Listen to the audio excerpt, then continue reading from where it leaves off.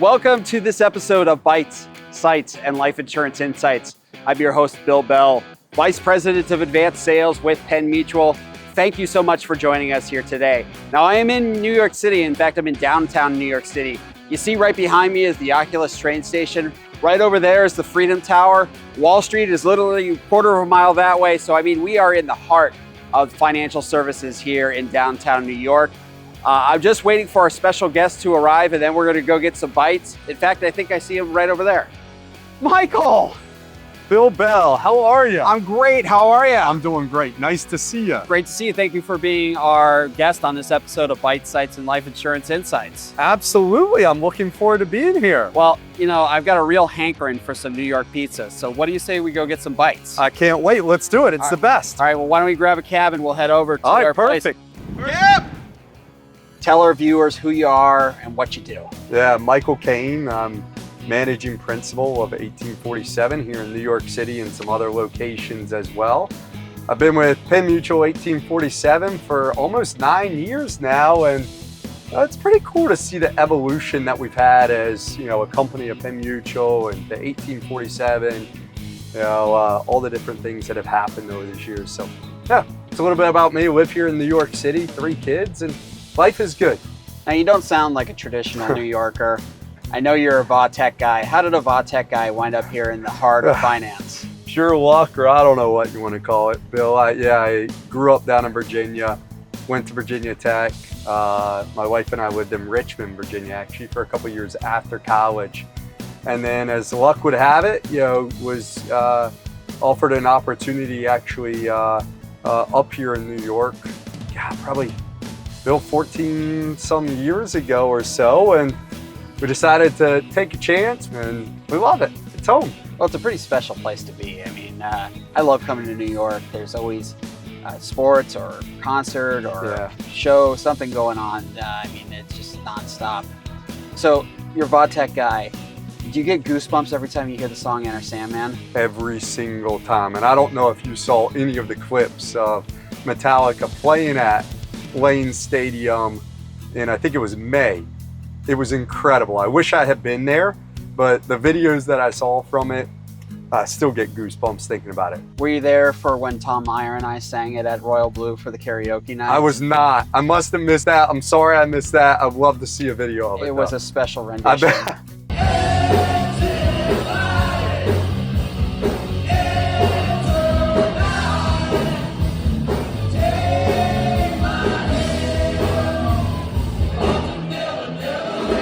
Well, I think we're about to roll up to our spot where we're going to get our bites. So why don't we turn the camera off for a second, and then we'll turn it back on when we can smell the actual pizza. I can't wait. That sounds great.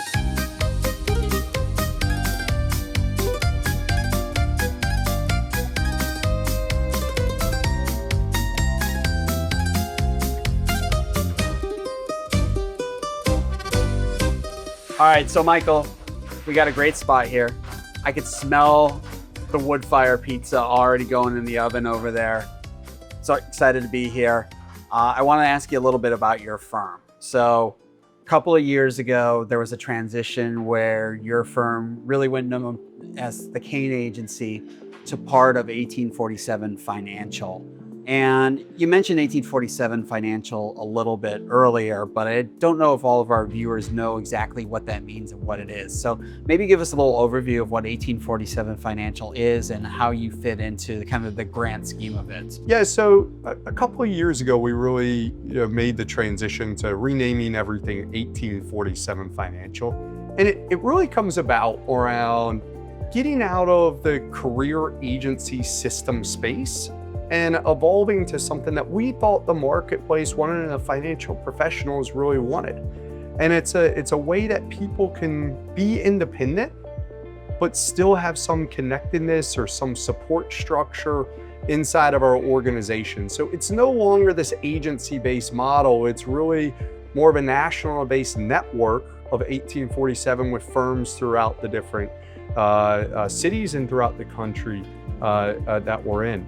And it's coupling both the insurance, opportunities that we have, as well as really redefining the broker-dealer and the RIA area of trying to become best in class and compete with some of the independent BDs and RIAs out there. And it's been cool to see, us continuing to evolve and continuing to get better and continuing to push ourselves. And it's neat when I think about what we were, 8-9 years ago to when I started to what we are now, to really focusing on where we're going and the future ahead. And I'm telling you, I'm so optimistic.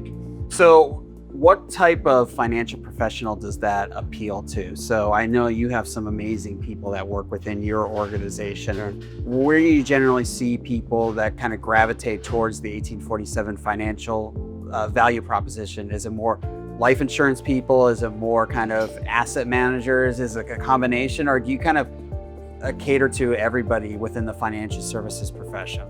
Yeah, that's a great question. Again, this has been an evolution. I would say it's more the wealth management individuals, the ones that believe in protection-based planning first, understand how important, risk management is to a financial plan, but also are really focused on building the assets under management and building the wealth management, space. But for the most part, it is that protection-based financial planning, financial advisor that I think is really attracted to us and that we're attracted to as well. And I should say as well that that's been in the industry. So that just really ties in with kind of our 3 core tenets at Penn Mutual. We're a leader in life insurance. Yeah. The financial professional is our customer, and we have a focus on protection first financial vehicles. So I mean, basically what you said there really just it dovetails really well into what Penn Mutual as a whole is doing on a day-to-day basis. Very much. I think with the financial professional being the core of everything that we do, and the decisions that we make are centered around the financial professional being our client, being our customer. It's pretty cool what you can do and develop in the decisions then that you make with 1847, because you know who your client is, you know what your North Star is. And again, I think that's what's going to continue to lead us down this path of getting better and better and better, is because we know what that is and we know what that core tenet is. All right, terrific. Well, I think I see our guy coming over to take our order here. So are you ready to get some food? Oh, I can't wait. I'm so hungry right now. I am as well. Let's go. Let's do it.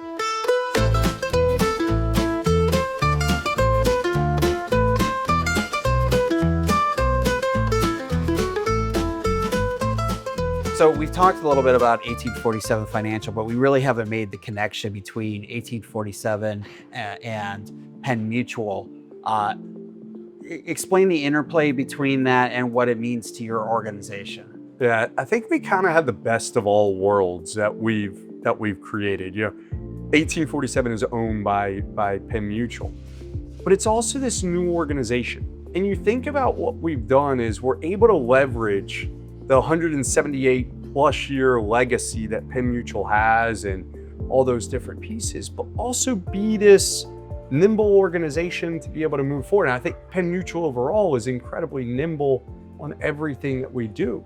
But the resources that we have at Penn Mutual, the advanced sales team, the underwriting capabilities, the marketing, you continue to name the different pieces that we have, the service aspects at Penn Mutual, we're able to leverage that, but also do it in a way that, we can be independent. And that word independent is really important for our financial professionals that we serve.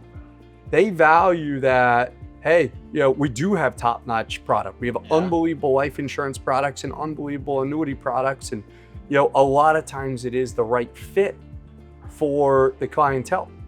But they also understand that we aren't the fit for everything. And that sometimes they have to do things that aren't within the Penn Mutual family, if you will. And that's okay. So what we've been able to accomplish with the 1847 and Penn Mutual and all those different things, like I said, I think it's a recipe for success, not only for today, but more importantly, probably for the future and what our clients are asking us to do. And that's what's exciting for me is just thinking about the future, thinking about that we can continue to make these changes, but that we are still part of that broader picture, that mutual picture, that long-term focus on everything that we do versus just trying to, make it for today. So there was a lot there. I'm gonna let me unpack a few things. One, nimbleness, super important. Two, being fiercely independent. And three, being able to take advantage of the resources that Penn Mutual makes available. Like, I do hear that they have a great advanced sales team. They're pretty spectacular. Yeah, that's that's the rumor. Yeah. And you know, they have a YouTube channel. Really? I didn't know. Yeah, in fact, I think we're on it right now. There we go. Look at that. Yeah, so I mean, those are a couple things that you could position to your financial professionals that, hey, these are things that you may not have at other carriers. I think all of those things are so important, right? Like, the world has changed so much in the last couple of years, and that's only going to continue to increase. I mean, I think about AI. AI wasn't anything that was even really out there, 2 years ago, 3 years ago. Like, you heard it, like no one knew what it really was. Except for Terminator. Except for Terminator, yes. yeah. And like, that's what I know that we're gonna continue to be able to do, but continue to have that long-term focus of a mutual company. And like, we've taken all of these great pieces that are out there and really tried to put those together. And then, like, we kind of joke about advanced sales, like that is so important to us. And the technology that y'all are putting out there, some of the clips that you're putting out there, or the white papers, around different sales concepts that they can share, with their clients, or even that you all will go on a phone call or a Zoom meeting or anything with a client. Like, those are the really important things that continue to allow our financial professionals to move forward and get better and better. And that's certainly an exciting time. I'm really excited about it. You know what else I'm excited about? I see our meatballs coming right now. I can't wait. Oh man, let's do it. They look good. Oh, love it. Oh my gosh.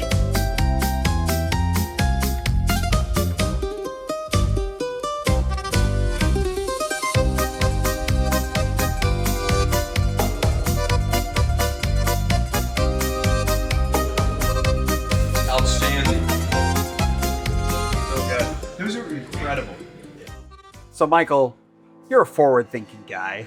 We've already talked a little bit about some of the changes like AI and using electronic platforms for different things. Where do you see the future of financial services going over, say, the next 5 years? Where do you think we're going to see the biggest changes? That's a really good question. Technology is going to be the front and center of everything, right? Mm-hmm. So I think you're going to continue to see the consumer having access to more and more information in a more readable way, or a more way that they can digest the information and make the decisions. So I think that's already there and going to continue to come. With that being said, like, I am so bullish about the financial advisor and the financial planning that we do. Like, you think about money. Money is very emotional for everyone, and everyone has a different connection with money. And you think about what a financial advisor brings to the table. A lot of times it's that, stabling factor when things are going incredibly well. Like, all right, hey, we still have to plan for the downside. And when the bottom's falling out, it's like, don't panic. Stay the course. It will be okay. And I think those will continue. Obviously, they will continue to happen on those things. And that's where the advisor is going to continue to play a better and bigger play versus just picking a stock or having the best portfolio or any of those things. It's going to be that overall aspect and managing the psychology aspects with, what the actual plan is. And that's why I'm so optimistic about the future. And then the coolest part of it, I think that's going to come, is the ability for all of us to leverage the technology that's out there. Well, that actually brings me to my next question is, we talked a little bit about technology here. Obviously, Penn Mutual's got some amazing technology. Cool. We have a YouTube channel, which we've talked about. We have a podcast, but we also have things like ACE and Insight. And I think that those systems are going to be so important for financial professionals, both now and in the future. Do you see that as well? Absolutely. Like, ACE has been such a game changer for us, over the last, 7 years, something like that. And I think what you're seeing is everyone is used to a certain client experience in most things that they're doing. And ACE continues that client experience that they're used to. being able to do things, on the go, or have a lot of quick answers or quick responses or any of those things, even as simple as the user interface, like with the ACE 2.0 that we have, like updating that to be consistent with what, is out there now. That's been such a game changer for us. I mean, you think about the process of underwriting, life insurance underwriting. It's been done the same for, I have no idea how many. Well, at least 150 years. Right? Yeah. Like it has not evolved. And in some cases, like that's how it still has to be done. But in a lot of cases, it can happen a lot faster. And that's been it resonates with our existing advisors. It resonates with our new financial professionals. It's been just absolutely outstanding. And again, for our financial professionals, for them to be able to have that client experience, they're really proud of it as well. And I think we will see that evolve, and that will continue to be a game changer for us. The accelerated client experience. The accelerated client experience.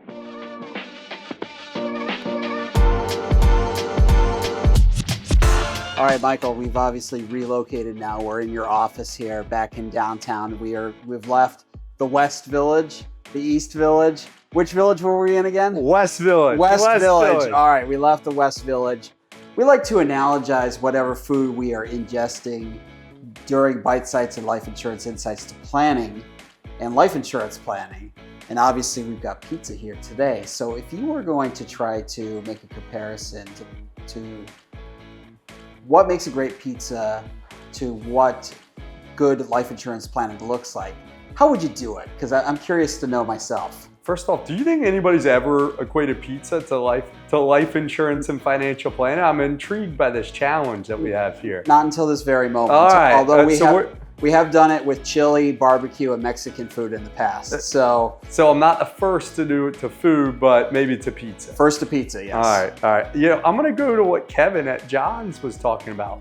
Sometimes simple is the best, and the classic is the best way to do it. And you think about financial planning and wealth management and insurance planning and all those different things. We can make it so complex at times, add all different toppings, all those different things. But sometimes just a slice of cheese pizza or pepperoni pizza or one of those is the best way to do it. And the old classics are tried and true. And I think in so many respects that relates to financial planning and wealth management around don't chase this shiny object. Do what has consistently been effective over time. And that's how I'd equate it. So I hope that's an okay answer there. Oh, I love it. Simple sometimes is the best solution. There we go. That's what I'm trying to get to. Maybe I'm a simple mind. Yeah. And Kevin told us that simple is the best way to eat John's pizza. Thus, I got one topping, you got none. He did. He talked about if you loaded it with too many toppings, it became about the toppings and not the pizza. That's right. I think what he had said. And that's true in so many different aspects of life is some things are just best kept simple. What do you say we dive in? I can't wait. Let's do it. Okay, let's do it. All right. Oh, yeah. How good does that look? Oh, that's magic.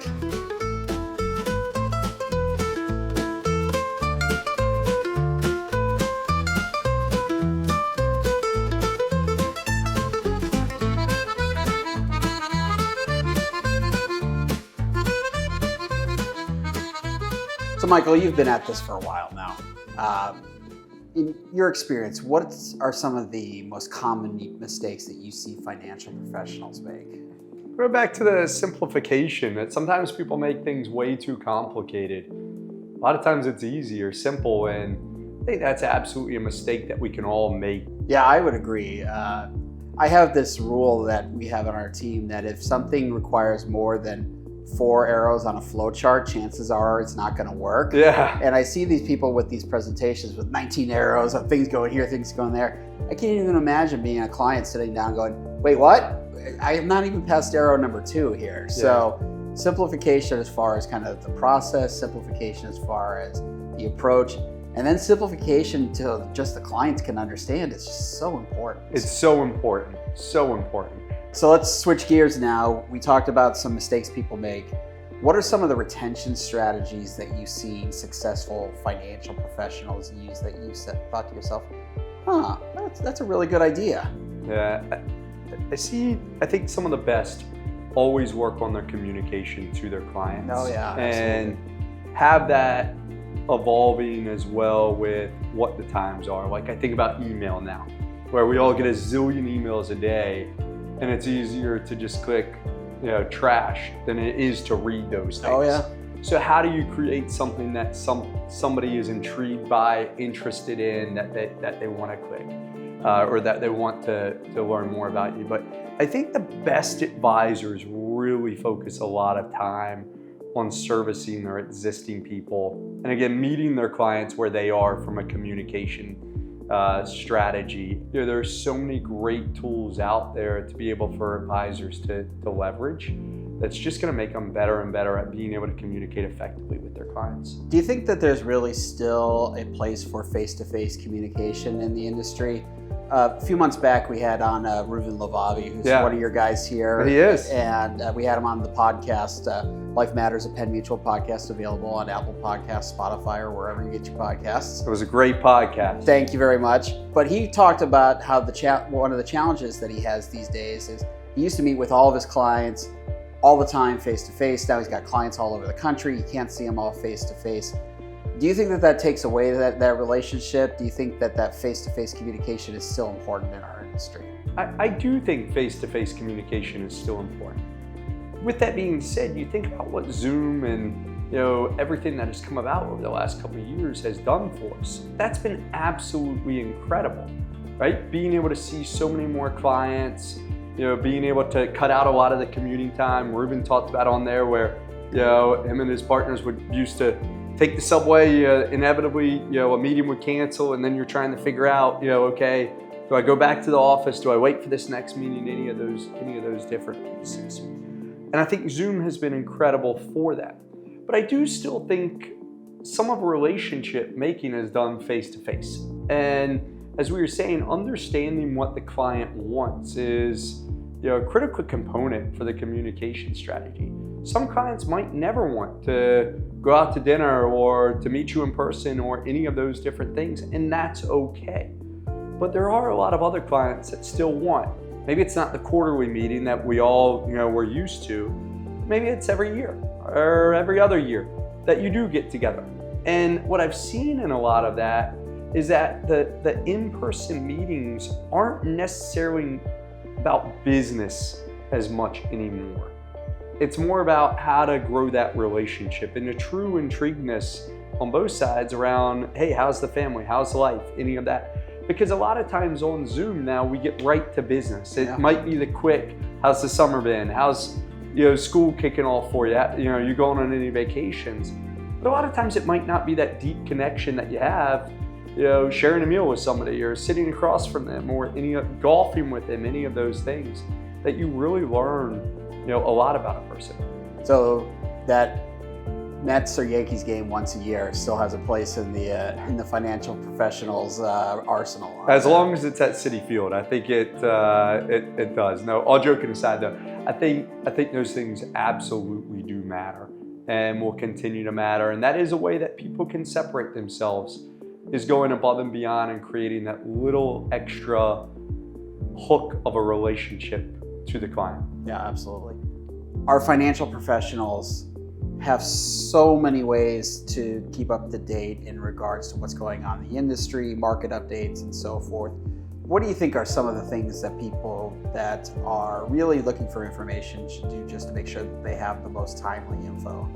Well, because we're sitting here, number one, I think anybody should listen to your podcast, which are all over wherever you can download podcasts. Yeah. I think they should subscribe to the Penn Mutual YouTube channel and watch a lot of those videos. And I do think overall the content that is out there is so digestible that you can take that and you can take little bits from whether it's a financial professional that you're interviewing on a podcast or a life insurance expert like Bobby Samuelson or whatever it is, different things on the YouTube channel as well, that you can always learn something on there.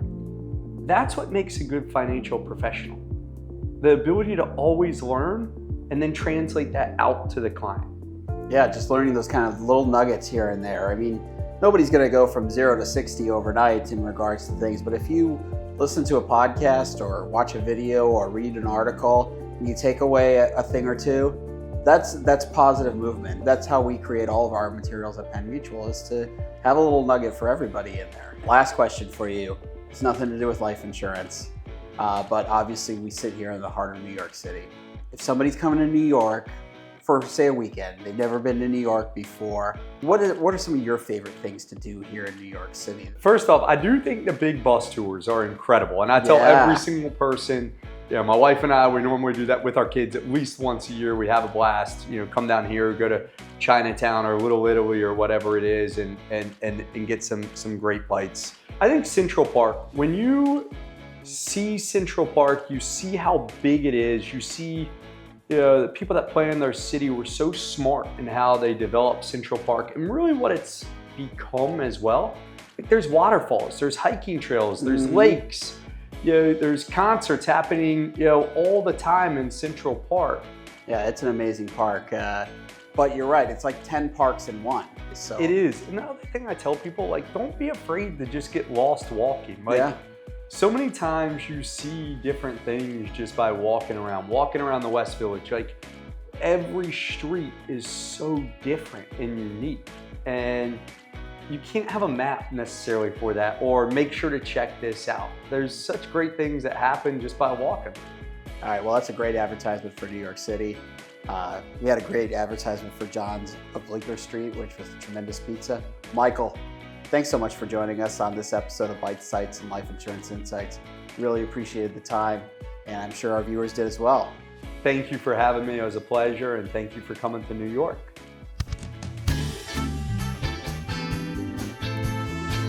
Thank you again to Michael for being our guest. Here's 3 quick takeaways.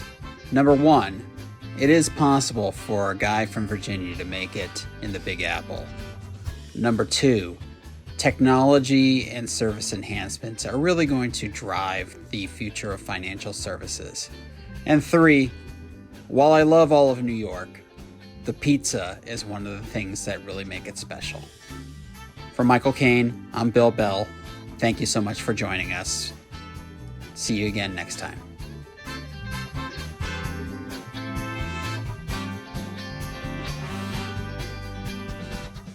Thank you for watching. If you got value from this video, make sure you check out our previous videos. We know you will love them.